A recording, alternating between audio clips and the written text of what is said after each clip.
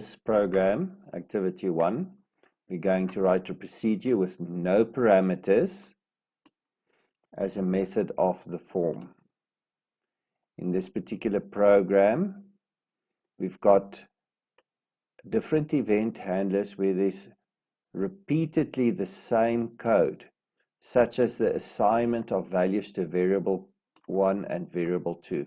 So what they want us to do is to write a procedure called getValues as a method of the form.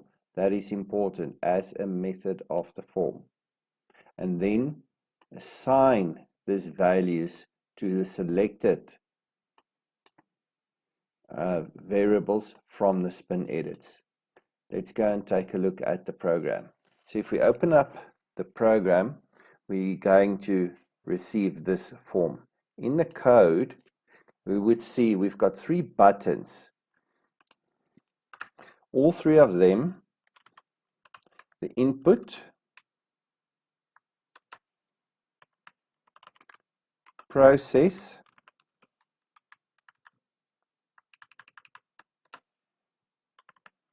and output for all 3 buttons.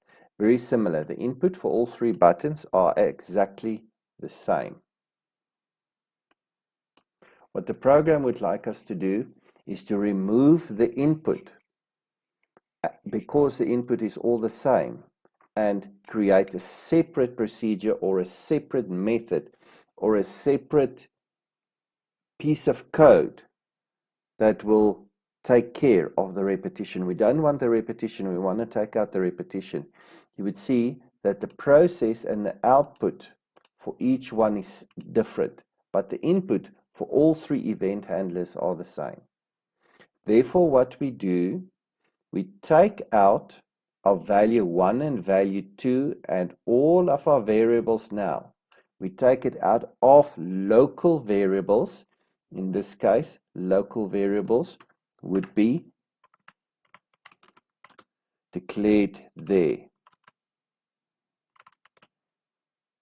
And we're going to take them also not part of global variables. We're not going to store it there. Instead, as the question tasked us, we would put it as part of the method of the form. The method of the form. In this case, we'd now put our declaration of variables as part of this form, particularly in the private part of the form. That's where we declare them. In the public then, we create procedure getValues semicolon. So what a procedure does, there's either steps involved or changing of values. Now, ival1, ival2 are both integers and both are values. So what we want to do, we want to take this code and put it inside getValues to change that. We also have this nice little piece of, how can I put it?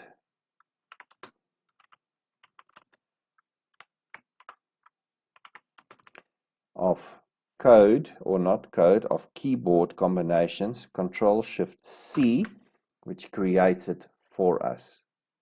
All that I need to do now, for each one of those, I can now go and cut it out of that method event handler and paste it inside the mathgame.getValues. As you can see, getValues now gets TFRM math game in front, which means that this piece of coding here forms part of all of this. There we put it in. I can now actually go and take out this input part, and I can just replace it with get values.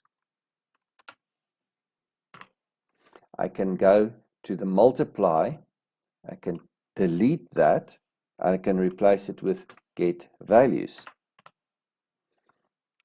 I took it out of here and I can replace it with get values.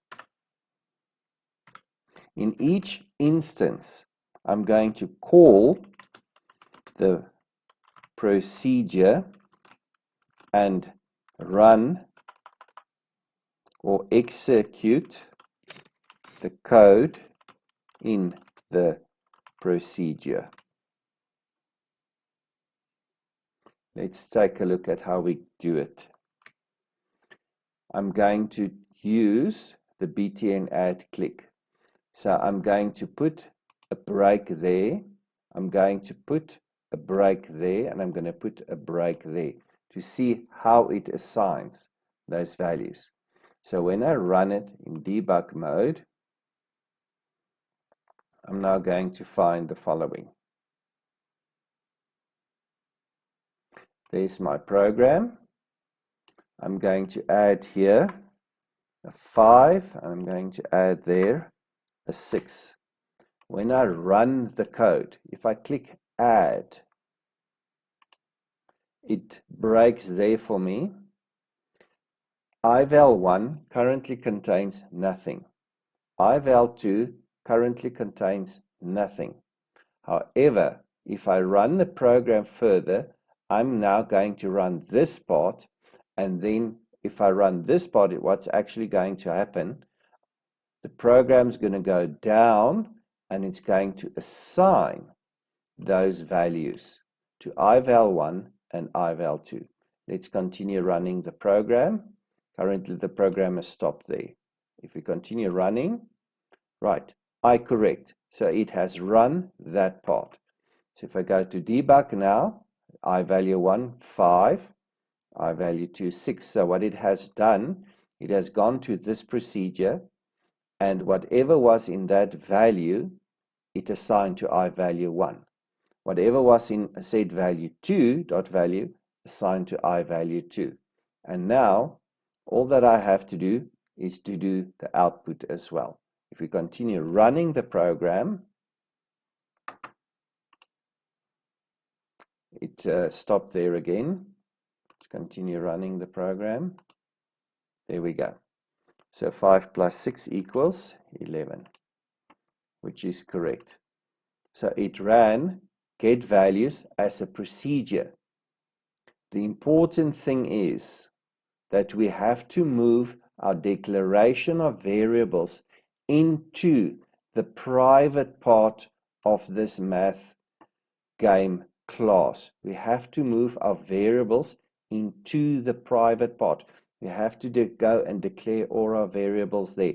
Otherwise, the code will not work. This concludes exercise 1.